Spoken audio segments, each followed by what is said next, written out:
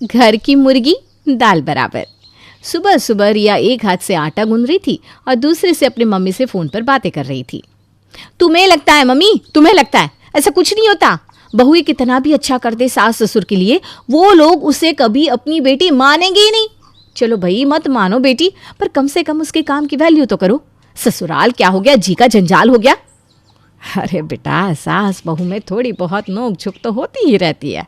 हाँ सही कहा मम्मी, मेरी गलती हो गई जो मैंने आपको फ़ोन कर दिया। ठीक है मत कीजिए बात, फ़ोन रख दीजिए आप।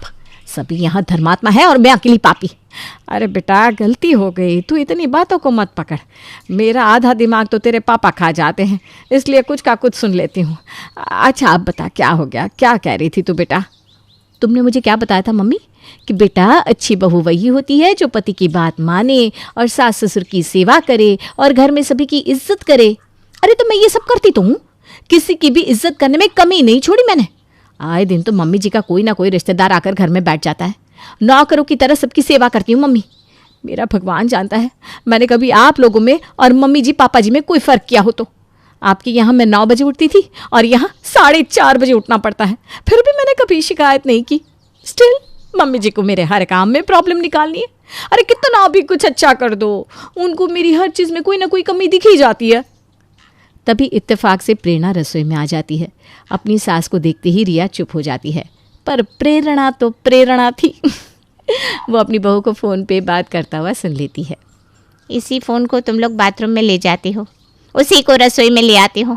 छी छी छी छी, पूरा घर नरक कर रखा है। क्या निखिल की आदतें सुधारोगी तुम रिया? तुम्हारी तो खुद की आदतें बिगड़ी हुई है। मैं कभी फ़ोन बाथरूम में लेकर नहीं जाती मम्मी जी। वो तो उस दिन निखिल के बॉस को मुझसे बात करनी थी और मैं बाथरूम में थी तो निखिल ने ज़बरदस्ती अपना फ़ोन मुझे पकड़ा दिया था। मेरा फ़ोन नहीं था वो। अच्छा ठीक है, मान लिया नहीं ले जाती तो बाथरूम में फ़ोन, पर तुझे पता तो है फ़ोन से कितनी रेडिएशन आती है। इसी रेडिएशन वाले खाने को तुम हम सबको परोस दोगी, फिर हम सब पड़ जाएंगे बीमार। फिर कौन करेगा हमारी सेवा? किसे है यहाँ फुर्सत? ऐसी कोई बात नहीं मम्मी जी, मैंने कब आप लोगों की सेवा करने से मना किया है? नहीं किया है, क्योंकि हम अपनी सेहत का ख्याल रखते हैं। किसी दिन हमने बिस्तर पकड़ लिया ना, उस दिन सबका असली रूप दिख जाएगा। अब सब कोई विमला की बहू जैसी तो होती नहीं, जो अपनी सास को हथेली पर बिठा कर रखें। सॉरी मम्मी जी। यही सॉरी पहले बोल देती तो इतना लेक्चर नहीं देना पड़ता मुझे। अब ये सेकी हुई रोटी कुत्तों को खिला देना, मैं ये रोटियां नहीं खाने वाली। ऊपर से बाहर भाई साहब बैठे हुए हैं, अगर वो चिढ़ गए ना तो आफत आ जाएगी। विमला की बहू के साथ तो ऐसी बात होती ही नहीं। अरे ऐसा कुछ करे तो विमला उसे ठीक ना कर दे। खैर सबकी अपनी किस्मत। रिया सारा खाना फिर से बनाती है और बाहर मामा जी को परोसती है। मामा जी पहला निवाला खाकर खुश हो जाते हैं। क्या पराठे बनाया बहू तूने, और ये भिंडी, आहा। सही में अच्छी बनी है क्या भैया? रुकिए ज़रा मैं भी चखूँ। और खाने का पहला निवाला मुंह में लेते ही प्रेरणा कहती है, हाय भैया, झूठ मूठ की तारीफ का लोगों को झाड़ पर चढ़ाने की आदत गई नहीं आपकी। ये क्या ही खाना बनाया है रिया ने? खाना तो आपकी बहू बनाती है। अरे प्रिया के हाथ के इसी खाने के कारण तो पूरा साल मैं आपके घर आने को तरसती हूँ। हाँ हाँ, यहाँ तो मैं गोबर खिला रही हूँ ना आपको। और कुछ इस तरह रिया के ससुराल में उसकी मेहनत को 2 पैसे की भी अहमियत नहीं दी जाती थी। सुबह 4:30 से रात के 12 बजे तक रिया अपने घर का सारा काम करती। मामा जी को खाना खिलाने के बाद रिया उन्हें भेजने की तैयारी करती है और अपने कमरे से शर्ट पीस का कपड़ा निकालकर मामा जी को देने के लिए लेकर जा रही थी। उसे देखते ही करण कहता है, ले आई 2 रुपये का माल, ये ना तुम्हारे मायके में चलता होगा। हम लोगों की इज्जत मत बिगाड़ो। मैं ऐसा कुछ नहीं कर रही हूँ करण, और ये कोई 2 रुपये का माल नहीं है, ब्रांडेड है। और मामा जी रेडीमेड कपड़े नहीं पहनते तो शर्ट की पीस ही दूंगी ना। जब तुम्हें पता था मामा जी आने वाले हैं तो बाजार जाकर आज के ट्रेंड की शर्ट पीस ले आती। अब ये मत कहना कि टाइम नहीं मिला, घर में बैठी रहती हो, काम ही क्या होता है तुम्हें। इतने ताने बानों के साथ रिया अपने मामा ससुर को विदा करती है। हीरा लाल को दरवाजे तक छोड़कर रिया अंदर भी नहीं जाती कि उसकी सास का फ़ोन बज जाता है। अरे मेरी बेटी का फ़ोन आया। हाँ हाँ पूछा बेटा, बता कैसी है तू? पिछले हफ्ते देखा था तुझे, तबीयत तो ठीक है ना बेटा तेरी? कितने दिन हो गए? अब मैं कैसी दिख रही हूँ ये तो मम्मी तुम खुद देख लेना। आ रही हूँ मैं, शाम तक पहुँच जाऊँगी। ये सुनते ही प्रेरणा कहती है, सुन ले रिया, तेरी ननद आ रही है। उसे जो जो खाने में पसंद है सब कुछ बना कर रखना। और हाँ, घर की साफ सफाई का अच्छे से ध्यान रखना। तुझे पता है ना, ज़रा सी भी धूल से उसे ज़ुकाम हो जाता है। हाँ, पढ़ाई तो मैंने इसीलिए की थी ना कि घर में आए लोगों के कपड़े बर्तन धोऊं। बस टॉयलेट सीट साफ़ करवानी बाकी है, वो भी करवा दीजिए मम्मी जी मुझसे।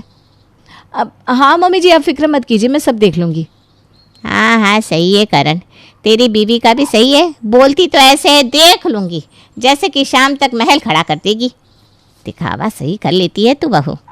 शाम को जैसे ही पूजा घर आती है, सभी पूजा के आगे पीछे घूमने लग जाते हैं और घर पर पहला कदम रखते ही पूजा कहती है, ओहो, 4 दिन नहीं हुए मुझे गए और घर की ये हालत हो गई।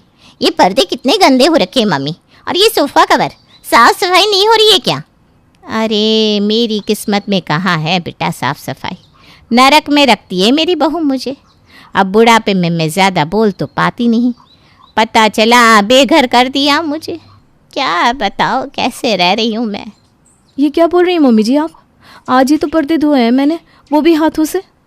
अब तुम मम्मी से ज़बान दराजी करोगी? हैं? तुम्हारे अगेंस्ट तो कुछ नहीं कह रही मम्मी। और अच्छा है ना, पर्दे और अच्छे से साफ़ किए जा सकते हैं, तो क्या दिक्कत है इसमें? मुझे तो इसी तरह साफ़ करना आता है दीदी, आप ही ज़रा साफ़ करके बता दो मुझे, मैं भी सीख जाऊँगी। हाँ हाँ दीदी, दिखाई दो। ये सुनते ही पूजा के तोते उड़ जाते हैं। पर सभी के सामने वो बड़ी ऊंची बन रही थी, तो उसे कपड़े धोने जाना ही पड़ता है। बाथरूम के फर्श पर पर्दे रखकर किसी तरह पूजा उन्हें धोने की कोशिश करती है और उन पर्दों को और गंदा करके बाहर ले आती है। पर उसे सुनाने की जगह प्रेरणा कहती है, देख लिया रिया, ये होती है सफाई। चल बेटा, थक गई होगी मेरा बच्चा, आराम कर ले। पूजा जैसे ही अपने कमरे में आराम करने के लिए घुसती है, वो जानबूझकर ज़ोर ज़ोर से खांसने की एक्टिंग करना शुरू कर देती है। क्या हो गया दीदी? डस्टिंग तो मैंने करवाई थी। हाँ मतलब मैं एक्टिंग कर रही हूँ ना।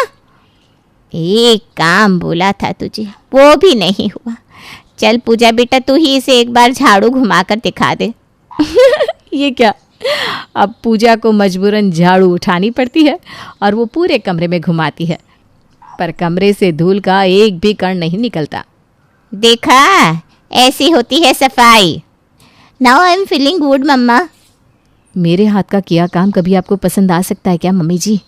घर की मुर्गी दाल बराबर बना कर रख दिया है सबने मुझे। बेचारी रिया का तो मन ही टूट चुका था।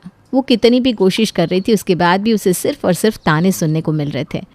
और रिया के जख्म पर नमक लगाने अगली सुबह विमला अपनी बहू के साथ हाथ में टिफ़िन लिए प्रेरणा के घर पहुंच जाती है। मेरी पूजा आई हो और मैं ना पहुंचूं, ऐसा कभी हो सकता है क्या? क्या बताओ प्रेरणा, पूजा आई है ये सुनते ही प्रिया से तो रहा नहीं गया, सीधा रसोई में चली गई और फ्राइड राइस और दम आलू बना लिया सबके लिए। आंटी जी आप बैठिए, मैं अभी खाना परोसती हूँ। ये होते हैं संस्कार। वाह बेटा वाह, जीती रहे। खुशबू कितनी अच्छी आ रही है। आहा हा हा। अरे मेरी बहू है ही ऐसी प्रेरणा, ज़रा भी मुझे हिलने तक नहीं देती घर पर। देख नहीं रही है जब से आई है मेरा वज़न कितना बढ़ गया है। वही बात है विमला, सबकी किस्मत एक सी नहीं होती। बस इस बात की खुशी है कि आज प्रेरणा हमारे लिए खाना बना कर ले आई है। कम से कम पूजा को कुछ अच्छा खाने तो मिलेगा, वरना बेचारी को रूखा सूखा खाकर ही यहाँ से वापस अपने ससुराल लौटना पड़ता। हाँ आंटी जी, हमारे घर में पानी नहीं है ना, इसलिए सब कुछ सूखा सूखा लगता होगा दीदी को। प्रिया के हाथ का खाना रूखा सूखा नहीं लगेगा, दम आलू में भर भर के पानी जो डाला है प्रिया ने। ये सुनती ही प्रिया ज़ोर ज़ोर से रोने का ड्रामा करने लगती है। किसी और को अपनी सास मानना गलत है क्या आंटी जी? मेरे मन में प्यार आ गया आपके लिए और मैंने खाना बना दिया, तो कुछ गलती कर दी क्या आंटी जी? अब मैं कभी आपके घर खाना बनाकर नहीं लेकर आऊँगी। इसकी तो आदत है लोगों से जलने की। सच बताती हूँ प्रिया, अगर तू हमें पहले मिली होती ना, आज मेरी भाभी तू होती। सभी प्रिया को इस तरह मनाने लग जाते हैं मानो इस घर की बहू रिया नहीं वही हो।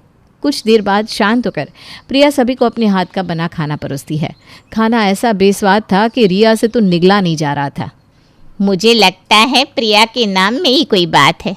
मेरे बड़े भाई की बहू का नाम भी प्रिया है, और क्या अच्छा खाना बनाती है। आहा, मज़ा आ जाता है। और दूसरी प्रिया तू, कभी कभी तो मुझे समझ में नहीं आता, तुम दोनों नहीं होती तो मेरा क्या होता। हे राम, चावल तो सारे के सारे कच्चे पड़े हैं। प्रिया, ये प्याज ज़्यादा बड़े बड़े नहीं डाल दिए तुमने दम आलू में? प्याज कहाँ दिख रहा है तुझे बहू? ये तो बिना लहसुन प्याज की सब्जी बनाकर लाए हैं मेरे लिए। मेरी प्रिय पत्ता गोभी है इसमें। कभी कभी अपनी बहू की भी तारीफ कर लिया कीजिए प्रेरणा जी। बाहर का पत्थर भी आपको हीरा लगता है और खुद का हीरा भी पत्थर। अरे तो सर पर बिठा लूँ क्या इसे? अगली सुबह प्रेरणा और पूजा आराम से सोफे पर पैर फैलाए बैठी थी और सुबह की उठी रिया पसीने से लात-पात इधर से उधर भाग भाग कर काम कर रही थी। अरे बैठ जा बहू, थोड़ा सुस्ता ले। क्या बैठ जा हैं? क्या किया है इसने सुबह से? ए बहू, जा 2 कप चाय लेकर आ मेरे और पूजा के लिए। सिर्फ चाय नहीं मम्मी, मुझे गैस हो जाती है। भाभी ज़रा नाश्ता भी ले आना। रिया किचन में से चाय के कप और नाश्ते की प्लेट लेकर बाहर आती है और जैसे ही वो चाय पीना शुरू करती है, हे राम, क्रॉकरी सेट भी आप लोगों की एक सी नहीं है। So down class. अच्छा है मेरे साथ ये नहीं आए, वरना मेरे मायके की तो इज्जत ही चली जाती मेरे ससुराल वालों के सामने। कोई किसी और कप में चाय पी रहा है, कोई किसी और कप में, और ये नाश्ते की थाली सत्यानाश कर रखा है बर्तनों का भाभी आपने तो। किचन में नया कप सेट पड़ा है दीदी। मेहमान आते तो मैं ऐसे ही थोड़ी ना किसी भी कप में चाय ला देती, पर दीदी घर में तो अपने ही लोग हैं, इसलिए मैंने बिना देखे सेट के अलग अलग कप उठाकर उसमें चाय डाल दी। और बर्तन तो इससे ज़्यादा साफ़ क्या ही होते हैं। होते हैं ना बहू, होते हैं। इनके घर के बर्तन शीशे जैसे साफ होते हैं, जो शीशे की जगह बर्तनों में चेहरा देखते तेरी सास की तरह। एक बार विमला के घर जाओ, देखो सच में अगर बर्तनों में चेहरा नहीं दिख गया ना तो मेरा नाम भी प्रेरणा नहीं। और ये है मेरी कामचोर बहू, जो ऐसा काम करती है कि बर्तनों को देखकर ज़रा भी ऐसा नहीं लगता कि स्टील के बर्तन है ये। उसी रात संतोष अपनी बहू के पास जाता है और उसे कहता है, बहुत हो गया बहू, कब तक सहती रहेगी? तो मैं क्या करूं पापा जी? अरे तूने बहुत ज़्यादा कर दिया इन लोगों के लिए, इसलिए आज तेरा पति, तेरी ननद, तेरी सास तुझे इज्जत ही नहीं देते। खुद के लिए खड़ा होना सीख, दिखा दे सबको कि तू क्या है।